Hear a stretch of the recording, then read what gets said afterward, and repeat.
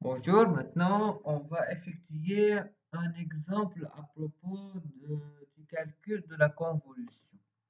Tout d'abord, d'après l'exemple précédent, on va continuer le calcul. On est arrivé à cette expression-là moins une autre expression. L'autre expression se calcule de la même façon que la première expression qu'on va effectuer dans cette page. Tout d'abord, la convolution. On a une propriété de la convolution. On a remarqué qu'on a delta prime de f.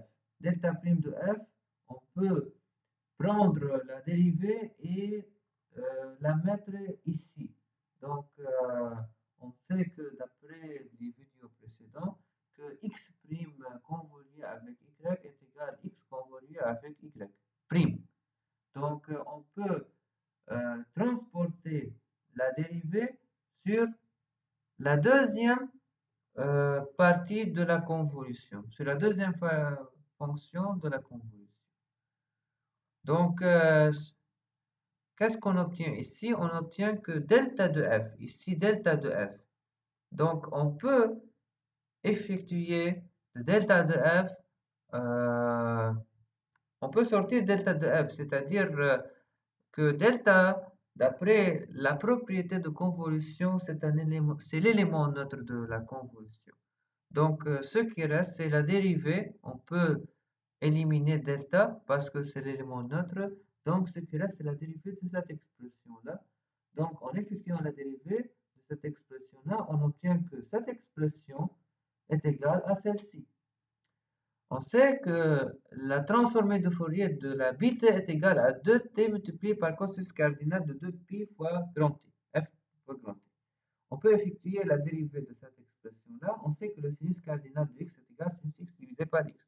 Donc, en effectuant la dérivée, on obtient cette expression-là. Donc, je remplace et j'obtiens la dérivée de cette dérivée de la fonction, de la transformée de Fourier de la fonction pi, la fonction bit. Il faut savoir toujours que la dérivée ici par rapport à x. Mais ici, dans l'expression en fonction de f, on effectue la dérivée par rapport à f, non pas par rapport à t. Attention à propos de la dérivée. Il faut dériver par rapport à f. Donc, lorsque je dérive, j'obtiens la valeur de la dérivée. Et je remplace ici et j'obtiens la valeur de cette expression-là. Et de même, c'est le même travail dans l'autre expression. Et lorsqu'on j'associe, et j'obtiens la valeur de la transformée de Fourier. Donc, j'ai représenté maintenant comment on peut, à partir du théorème de Plancherel, déterminer la transformation de Fourier pour n'importe quelle, ou pour une fonction par exemple. Cette fonction, c'est le produit de deux fonctions temporelles.